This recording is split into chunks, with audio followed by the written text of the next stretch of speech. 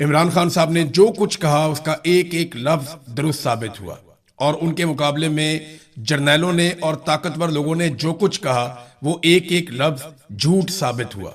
ये निजाम जिस ईंट के ऊपर खड़ा किया गया था वो ईंट अब टूट चुकी है। जर्नैलों ने अपने इदारे में झूठ फैलाया और साइफर की कहानी को झूठा करार दिया और ये कहा जनाब यहाँ तो कुछ भी नहीं है और मुतमईन किया सबको। लेकिन इमरान खान साहब सच्चे तो साबित हो गए हैं, लेकिन झूठ बोलने वालों का क्या करना है ये अब एक बड़ा सवाल पैदा हो गया। उन सियासतदानों का क्या करना है, उन जर्नैलों का क्या करना है जिन्होंने इदारों को और अवाम को गुमराह किया, जिन्होंने झूठ फैलाया और धोखा दिया और हकायक को छुपाया, अपने हलफ की खिलाफ वर्जी की, बल्कि अपने हलफ से गद्दारी की। उन जर्नैलों का और सियासतदानों का क्या करना है? देखें ना, सबसे पहले तो आप ये देखें कि मैंने आपको सुनवाया कि DGI SPR तो बिल्कुल मुकर गए थे कि ऐसा कोई साइफर या इस तरह की कोई धमकी या मुदाखलत है ही नहीं। वो मानते ही नहीं थे कोई मुदाखलत हो रही है, कोई साजिश हो रही है, कोई धमकी हो रही है, वो इस बात को मानते ही नहीं थे। चंद स्टेटमेंट है, मैं आपको बताता हूं बिलावल ने क्या कहा था। बिलावल ने इसके ऊपर ये स्टेटमेंट दिया था कि ऐसी कोई चीज ही नहीं है। खान साहब के एक वजीर ने खुद से साइफर लिखवाया है सफीर के जरिए से। अब बिलावल का जो बयान है वो ये था। मरियम नवाज का बयान था ये खत न था न है, ये बस एक ड्रामा था, ये मरियम नवाज ने कहा था। फजलुर रहमान ने उस दिन ये कहा था कि खत आया, धमकियां दी, किसी ने कोई धमकी नहीं दी, कोई किसी ने खत नहीं लिखा, ये सब झूठ है। फजलुर रहमान का ये स्टेटमेंट था। जो शाहिद खाकान अब्बासी जिन्हें इमरान खान साहब की हुकूमत गिरने के वक्त वो नवाज शरीफ के साथ थे और PMLN में थे और साबिक वजीर आज़म भी रहे, वो ये कहते हैं कि खत है ही नहीं, ये एक तमाशा है, बस कुछ भी नहीं है ऐसा। और शहबाज शरीफ ने उस वक्त एक दावा किया था कि अगर, और ये असेंबली में खड़े होकर शहबाज शरीफ ने कहा था कि अगर वाकई सबूत है और इमरान खान साहब फराहम करें कि बैरूनी मुदाखलत हुई है तो मैं इमरान खान के साथ खड़ा हो जाऊंगा। अब हो गया साबित।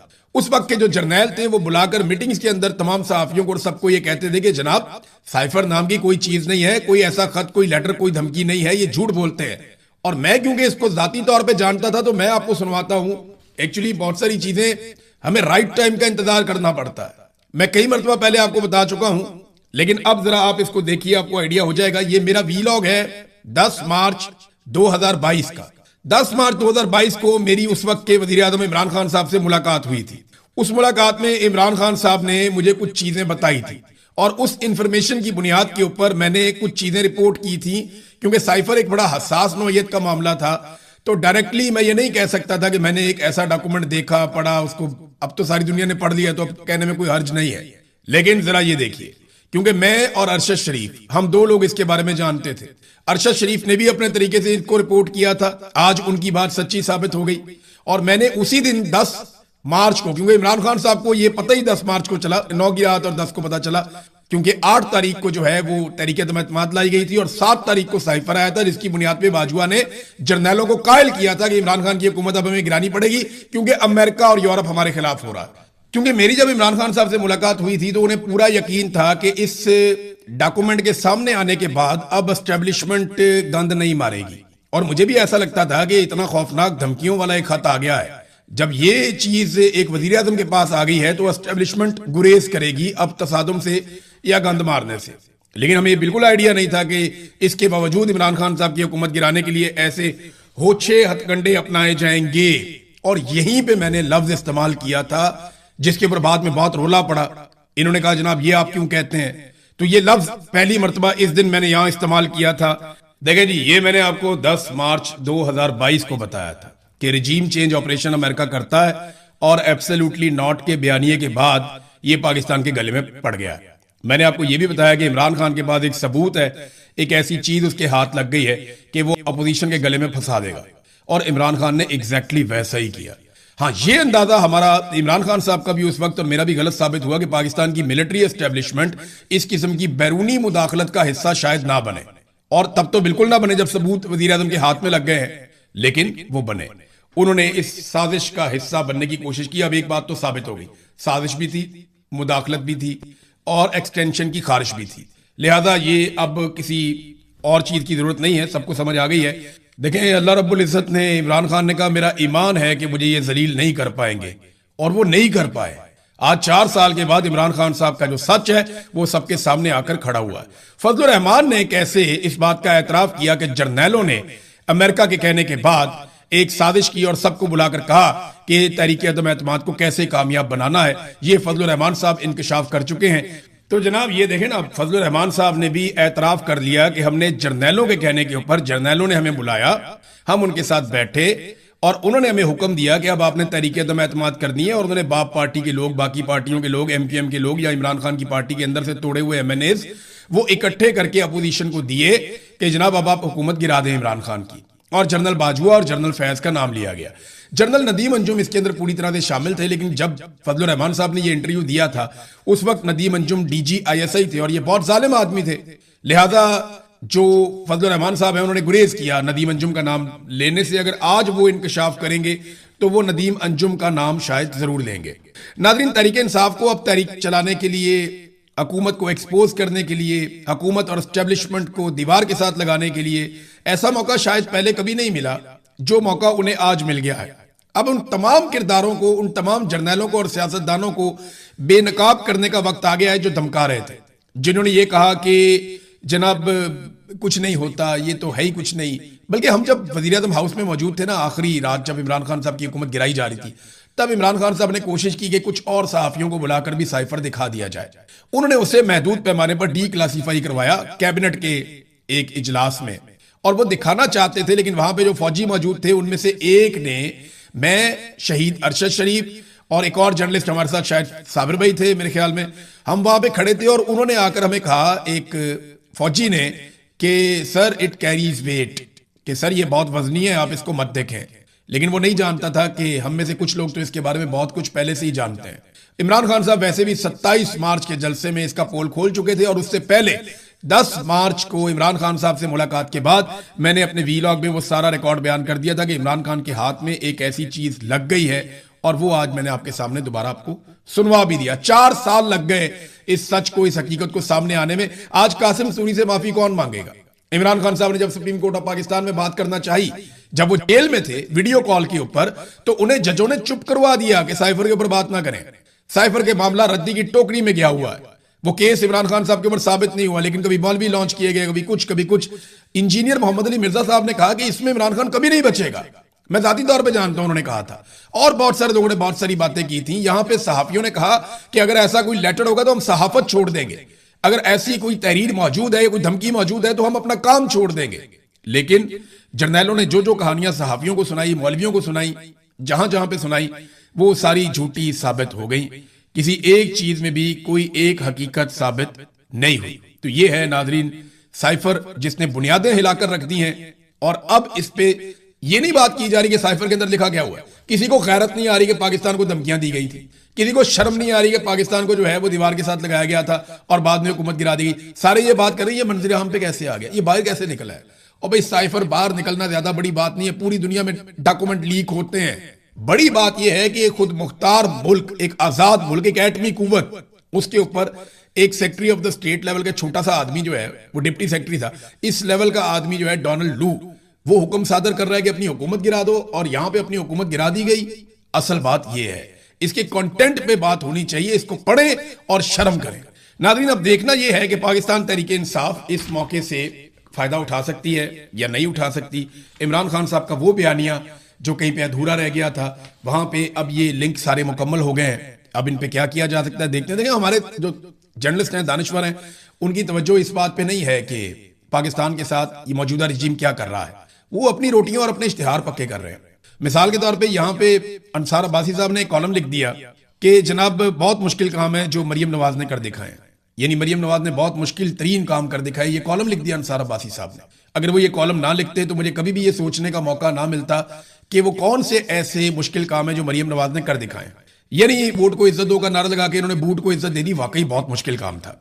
गुर्बत से खुदकुशियां करते हुए अवाम के सूबे में अयाशी वाला महंगा तरीन जहाज खरीदना वाकई बहुत मुश्किल काम था। जिस सूबे में 1 करोड़ से ज्यादा बच्चे स्कूलों से बाहर हो, वहां महंगी तरीन गाड़ियां लेना, हद से ज्यादा प्रोटोकॉल लेना, वो वाकई बहुत मुश्किल काम है। अपने पूरे टब्बर समेत सारा इलेक्शन हार के जाली फॉर्म 47 के ऊपर सीटों पर ढिटाई के साथ कब्जा कर लेना वाकई बहुत मुश्किल काम है। एक सरकारी मुलाजिम फील्ड मार्शल को इज्जत, एहतराम और मर्तबे में अपने वालिद से भी आगे रखना, यह वाकई बहुत मुश्किल काम है। 5300 अरब की करप्शन के बावजूद ढिटाई से खोखले दावे करना वाकई बहुत मुश्किल काम है।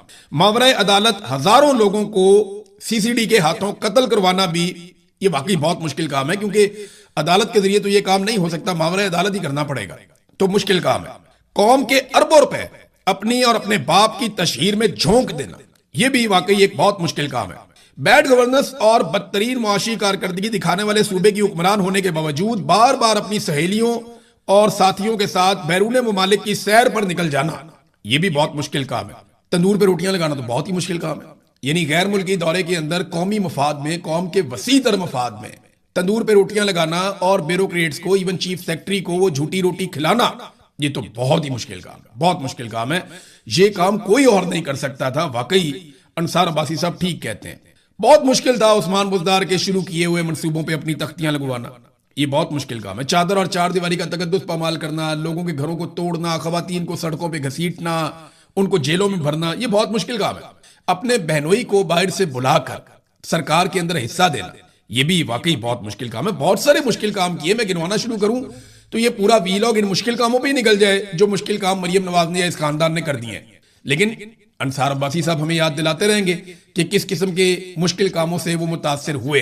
बहरहाल ये हमारी सहाफत का खासा है, और ये एक तरह का आप समझ लें कि दरबारी होने का हमारा एटीट्यूड है कि हमें जो पसंद है ना उसकी सारी चीजें ही पसंद है, जो नहीं पसंद ना उसकी सारी चीजें हमें बुरी लगती है। भाई अगर कोई आदमी आपको पसंद है तो उसकी अच्छी चीजें आपको अच्छी लगनी चाहिए, बुरी चीजें बुरी लगनी चाहिए। भाई जो आके लेजिटिमेट ही नहीं है, गवर्नमेंट में ही आके जबरदस्ती बैठ गए, इनकी बुनियाद ही गलत है, तो आप कैसे कह सकते हैं कि गलत बुनियाद के ऊपर बैठ के इन्होंने कोई एक भी अच्छा काम किया हो? आज तक आपने इस बात पे तनकीद नहीं की, आप खुलकर सामने नहीं आए कि जनाब अब चोरी करके आगे इक़्तिदार पे कब्जा आपने कर लिया है, आप तो लेजिटिमेट ही नहीं है, आप यहां बैठ ही नहीं सकते, आप घर जाएं अपने। आज तक ऐसा नहीं किया। एक तरफ नाज़रीन पाकिस्तान में दहशतगर्दी बढ़ती जा रही है, ये दहशतगर्दी के मजीद वाकयात रिपोर्ट हो रहे हैं। जनूबी वज़ीरिस्तान में बाजार में खौफनाक धमाका हुआ, एक अहम शख्सियत समेत 3 अफराद जाँ बहक हो गए, ये रिपोर्ट हो रहा है पाकिस्तान के मीडिया में।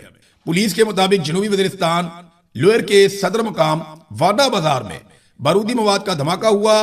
इब्तदाई इतलात के मुताबिक धमाका खानजादा मार्केट के गेट के करीब पेश आया है, और जो लोग शहीद हो गए उनमें चीफ ऑफ अहमद जई, वजीर मलिक तारिक खान, मलिक सरफराज खान और यार गुल खेल जान शामिल हैं।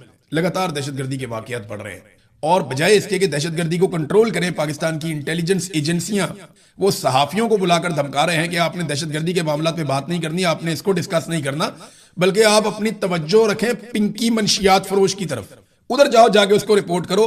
वाना और वजीरिस्तान में या मीर अली में या तीरा में कितने लोग शहीद होते हैं, उन्हें कैसे मारा जाता है, कोई ड्रोन चलता है, कोई मॉडर गोला गिरता है या कुछ भी होता है, उसके ऊपर आपने बात नहीं करनी। जबरी तौर पे गुमशुदा हो जाते हैं लोग, उस पर आपने बात नहीं करनी। वहां गवादर यूनिवर्सिटी के प्रोफेसर चांसलर वो अगवा हो रहे हैं, जबरी तौर पे उनकी गुमशुदगियां हो रही हैं, उसके ऊपर बात नहीं करनी। यहां एक मंशियात फरोश औरत ने एक जुमला बोल दिया, इसके ऊपर सारा मीडिया पहुंचा हुआ है। यह है पाकिस्तान की इंटेलिजेंस एजेंसियों की धमकियों का नतीजा। पूरे पाकिस्तान का मीडिया जो है वो उस तरफ मोड़ देते हैं जहां उनका दिल करता है, वरना वो इश्तिहारों का रुख कहीं और मोड़ देते हैं, और जो बात नहीं सुनता उनको जेलों में भी डाल देते हैं, बल्कि फैमिलियों को भी तंग करते हैं, कारोबार भी तबाह कर देते हैं। अब नाज़रीन सबसे आखिर में एक और डेवलपमेंट है, और डेवलपमेंट ये है कि पाकिस्तान ने ईरान की जानिब से मिलने वाली नई तजावीज़, ये 14 तजावीज़ बताई जा रही हैं, ये अमेरिका को पेश की हैं ताकि जंगबंदी मुस्तकिल हो सके और खित्ते का जो मसला है वो हल हो सके। तो ये पाकिस्तान ने किया है और अमेरिका को पहुंचाया सारा मामला। लेकिन डोनाल्ड ट्रंप ने इसके ऊपर एक ट्वीट किया, वो ये कह रहे हैं कि ईरानी हर वक्त चीखते रहते हैं और वो एक डील साइन करने के लिए मरते जा रहे हैं, लेकिन जो पेपर वो हमें भिजवाते हैं वो इस तरह के हैं जिन पे हम मुत्तफिक नहीं हो सकते। तो मैं उन्हें कहता हूं कि क्या तुम पागल हो? ये जनाब डोनाल्ड ट्रंप ने स्टेटमेंट दिया है। तो डोनाल्ड ट्रंप को अपनी मर्जी की डील नहीं मिल रही, और ईरान जो चीजें दे रहा है वो डोनाल्ड ट्रंप को उतनी बड़ी फेस सेविंग नहीं दे रही जितना बड़ा डैमेज डोनाल्ड ट्रंप को अमेरिका में हो चुका है। एक और खबर नाज़रीन जाते जाते मैं आपको बताऊं, ये सलमान सफदर साहब हैं, इन्होंने इमरान खान और बुशरा बीबी की अलकादर ट्रस्ट केस में सजा के खिलाफ मरकजी अपीलों पर दलाइल का आखिरी मौका देने के इस्लामाबाद हाई कोर्ट के चीफ जस्टिस सरफराज डोगर की सरबराही में डिवीजन बेंच के ऑर्डर को जानिबदाराना मुतअस्सिबाना करार दे दिया है। उन्होंने अपनी दरखास्त दी और उसमें लिखा कि नैब 1 साल तक मुख्तलिफ बहानों से इल्तवा मांगता रहा, कभी नैब नहीं था तो कभी अदालत की कॉज लिस्ट मनसूख हो जाती थी। 1 साल बाद सजा मुअत्तली दरखास्तें मुस्तरद कर दी गई। हम उस फैसले के मुतासिरा अपील का हक रखते हैं। वो कहते हैं जनाब कि हम साल हो गया, हम कोशिश कर रहे हैं कि इमरान खान साहब का सजा मुअत्तल हो जाए, लेकिन हुआ क्या, अदालत ही नहीं लगती थी। और साल के बाद हमें कह दिया गया जनाब फैसला आपके खिलाफ आ गया, मेन अपील सुन लेते हैं। अब वो कह रहे हैं जनाब हम इसके खिलाफ अपील करना चाहते हैं, इस फैसले के खिलाफ। उधर इमरान खान साहब के दस्तखत ही नहीं करवाने दे रहा हमें सुपरिटेंडेंट ऑफ अडियाला जेल। वो दस्तखत होंगे वकालतनामे पे, मुशावरत होगी इमरान खान साहब से तो हम आगे बढ़ेंगे, ये तो हमें बांध दिया अदालत ने। तो उन्होंने अदालती फैसले के खिलाफ जाने का फैसला किया है। देखते हैं वो ये कर सकते हैं नहीं, क्योंकि अदालतें तो पाकिस्तान की एस्टेब्लिशमेंट कंट्रोल करती है ना। साइफर के हवाले से हाल ही में कई हकायक मंजर आम पर आ चुके हैं। लो जी, कागज का टुकड़ा करार दिया और उसका हकीकत से कोई ताल्लुक नहीं था, ये उस वक्त के DG ISPR general Iftikhar Babar ने कहा था। जर्नैल झूठे साबित हुए, इमरान खान सच्चा साबित हुआ। वो साइफर मौजूद है और उसके अंदर क्या लिखा है वो भी मौजूद है। आपको मैं उसका एक टुकड़ा पढ़ के सुनाता हूं कि साइफर के अंदर क्या क्या चीजें हैं। ये देखिए उसकी ट्रांसलेशन। इसके अंदर जनाब लिखा हुआ है कि एटमी ताकत है पाकिस्तान, उसको जो धमकी दी गई है डोनाल्ड लू ने जो दी वो क्या थी। हमें यकीन है कि अगर पाकिस्तान वजीर आजम इमरान खान की क़यादत में रहा तो उसे आलमी सतह पर तन्हाई का सामना करना पड़ेगा। अगर वजीर आजम इमरान खान के खिलाफ अदम एतमाद की तहरीक कामयाब हो जाती है तो वाशिंगटन में सब कुछ माफ किया जा सकता है और ताल्लुकात दोबारा बेहतर हो सकते हैं, वरना पाकिस्तान के लिए मुश्किलात बढ़ जाएंगी।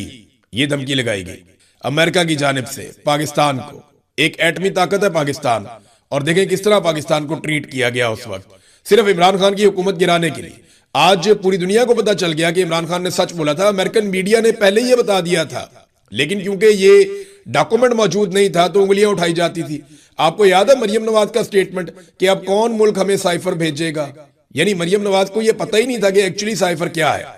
उन्होंने कहा अब कौन सा मुल्क हमें साइफर भेजेगा, जब इन्होंने साइफर के बारे में ये सब कुछ कर दिया, पकड़ के इन्होंने सारा कंट्रोवर्शियल कर दिया। अब ये साबित हो रहा है कि साइफर का मतन वही है जो इमरान खान ने परेड ग्राउंड के जलसे में और फिर बाद में अवाम के सामने रखा था। डोनाल्ड लू ने कहा कि मेरा ख्याल है कि अगर वजीर आजम के खिलाफ तहरीक अदम एतमाद कामयाब हो जाती है तो वाशिंगटन में सब कुछ माफ कर दिया जाएगा, क्योंकि दौरा रूस को खुद वजीर आजम का एक फैसला समझा जा रहा है। बसूरत दीगर मैं समझता हूं कि आगे का रास्ता बहुत मुश्किल हो जाएगा। वो कुछ देर के लिए रुके और फिर कहा मैं ये तो नहीं बता सकता कि यूरोप उसे किस नजर से देखेगा, लेकिन मुझे शक है कि उनका रद्द अमल भी कुछ ऐसा ही होगा। फिर उन्होंने कहा कि ईमानदारी की बात यह है कि मैं समझता हूं कि यूरोप और अमेरिका की तरफ से वजीर आजम की तन्हाई बहुत शदीद हो जाएगी। ये पाकिस्तान को धमकियां लग रही थी और यही बात इमरान खान कह रहा था। तो जब इमरान खान ने कहा कि क्या हम कोई गुलाम है, ये इसका नतीजा था। फिर इमरान खान ने जो एब्सोल्युटली नॉट कहा था उसका नतीजा था। और इमरान खान साहब ने कहा कि मैं तो आर्मी चीफ से सबसे बात करके फिर गया था रशिया मुशावरत करने के बाद, और रूस जाने से एक दिन पहले मुझे पता चलता है कि रशिया अटैक करने वाला है यूक्रेन के ऊपर। तो मैं जनरल बाजुआ से मशवरा करता हूं कि मुझे जाना चाहिए या नहीं। तो जनरल बाजुआ मुझे ये कहता है कि आपको जरूर जाना चाहिए क्योंकि आपका दौरा पहले से तय है। और मैं दोबारा राब्ता करता हूं और फिर जनरल बाजुआ को कहता हूं और जनरल बाजुआ फिर कहता है कि आपको जरूर जाना चाहिए। यानी पाकिस्तान की मिलिट्री एस्टेब्लिशमेंट और इमरान खान जाने के मामले में एक पेज पर थे, लेकिन बाद में पाकिस्तान की मिलिट्री एस्टेब्लिशमेंट ने अपने सोर्सेज के जरिए से अमेरिका को कायल किया कि इसके अंदर सिर्फ इमरान खान इन्वॉल्व है और हम नहीं चाहते थे कि इमरान खान रशिया जाए। किस तरीके से अमेरिका को तैयार करके इमरान खान साहब को हुकूमत में से निकाला गया। नाजरीन, साइफर एक मरतबा फिर सामने हकीकत बनकर खड़ा है और यह साबित हो रहा है कि पाकिस्तान में रजीम चेंज ऑपरेशन जर्नैलों की एक साजिश थी, जिसमें उन्होंने अमेरिका को पहले गुमराह किया, फिर उनसे कॉन्सेंट लेने के बाद उनके हुक्म के मुताबिक पाकिस्तान में रजीम चेंज ऑपरेशन कर दिया। और वजह क्या थी? सिर्फ पाकिस्तान की मिलिट्री एस्टेब्लिशमेंट के जाती मफादात और एक आर्मी चीफ की एक्सटेंशन की ख्वाहिश। अब जो नया आर्मी चीफ है उसकी भी एक्सटेंशन की ख्वाहिश थी। ये जो आगे बैठ जाता ना कुर्सी छोड़ता ही नहीं, ये बड़ा प्रॉब्लम है। दूसरी ही खबर की तरफ जाते हैं, लेकिन उससे पहले मैंने आपको टैप टैप सेंड नामी एक एप्लीकेशन के बारे में बताया था। मनी ट्रांसफर एप्लीकेशन है और इसकी तफसीलात अभी आप हमारी स्क्रीन पे देख सकते हैं। तो मैं सिर्फ आपको याद दिला दूं कि इसको आपने अपने जहन में रखना है। ओवरसीज पाकिस्तानियों के हवाले से है और ये तफसीलात पढ़ने के बाद आप इसे इस्तेमाल कर सकते हैं, टैप टैप सेंड एप्लीकेशन। अब आ जाए नाजरीन, इंडिया पाकिस्तान के बीच में एक नया मामला खुल गया है। इंडिया ने पाकिस्तान को बराह रास्त धमकी लगा दी है। इंडियन आर्मी चीफ ने स्टेटमेंट दिया और पाकिस्तान के लिए बड़ी संगीन किस्म की धमकियों का अनाउंसमेंट कर दिया। अब पाकिस्तान ने उसका बड़ा सख्त रद्द अमल भी दिया है। भारतीय आर्मी चीफ ने एक इंटरव्यू में कहा कि पाकिस्तान को फैसला करना होगा कि वो जुग्राफिया और तारीख का हिस्सा बनना चाहता है या नहीं। बड़ी बात है जनाब। वो कहता है जी पाकिस्तान जुग्राफिया भी नहीं होगा या तारीख का हिस्सा भी होगा या नहीं होगा, ये फैसला इंडियन आर्मी चीफ करेगा। अपने जहाजों का मलबा तो भाई पहले उठा लो जाके। फिर अब यानी ये तो बहुत ही अजीब बात है कि एक लड़ाई हारने के बाद एक आर्मी चीफ ऐसे दंदनाता हुआ धमकियां कैसे लगा सकता है। और ये झड़पें थी, यानी एक लड़ाई ऐसी थी, कोई इतनी बड़ी लड़ाई भी नहीं थी, इसमें नुकसान तो इंडिया का हुआ, पाकिस्तान का भी हुआ। उन्होंने काफी मिसाइल मारे, हमारे मदारिस तबाह किए हैं, मुरीदके के अंदर तबाही फेरी है, कुछ हमारी एयर बेसिस के ऊपर उन्होंने अटैक किए हैं, तो उन्होंने भी नुकसान किया, लेकिन हमने उनके तैयारे तबाह कर दिए, तो हमें एक बड़ी कामयाबी मिल गई है। और अब वो डिंगे मार रहा है इंडियन आर्मी चीफ। और पाकिस्तान एक एटमी कुव्वत है, कोई तरन वाला तो है नहीं कि आप आएंगे और आके आप कहेंगे हैप्पी बर्थडे टू यू और आप अटैक करेंगे और हम आपकी बात मान लेंगे, ऐसा नहीं होगा। गो कि इंडिया की फौज बहुत बड़ी है, आपके हथियार बहुत ज्यादा है, लेकिन हम एक एटमी कुव्वत है, आप हमें मिटा नहीं सकते। क्योंकि एटमी कुव्वत को जब कोई मिटाने की बात करता है ना, तो वो पागलपन का शिकार होता है। एटमी कुव्वत को मिटाने का मतलब ये है कि पूरा एक रीजन मिटा देना। अब पाकिस्तान के पास बहुत सारे एटम बम है, आप हमें मिटाएंगे, साथ में आप भी मिट जाएंगे। ऐसा ही होगा, ये नहीं हो सकता कि आप एटम बम मारें या हमें मिटाएं, हमारा जोग्राफिया खत्म करें और आप वहां पे कायम रह सकें, ये मुमकिन नहीं है ना। जब भी कोई मुल्क एटमी कुव्वत बन जाता है तो आप ये कर नहीं सकते। अब पाकिस्तान ने इसका जवाब ये दिया कि ये बयान हिंदुत्व नजरिए के जेर असर भारतीय क़यादत की गुमराहकुन और वहमी सोच की अक्कासी करता है, जो 8 दहाइयां गुजरने के बावजूद पाकिस्तान के वजूद को तस्लीम नहीं कर सकती। खुद मुख्तार एटमी मुल्क को जोग्राफिया से मिटाने की धमकी देना किसी किस्म की स्ट्रेटेजिक हिकमत अमली नहीं है, बल्कि ज़हनी दिवाली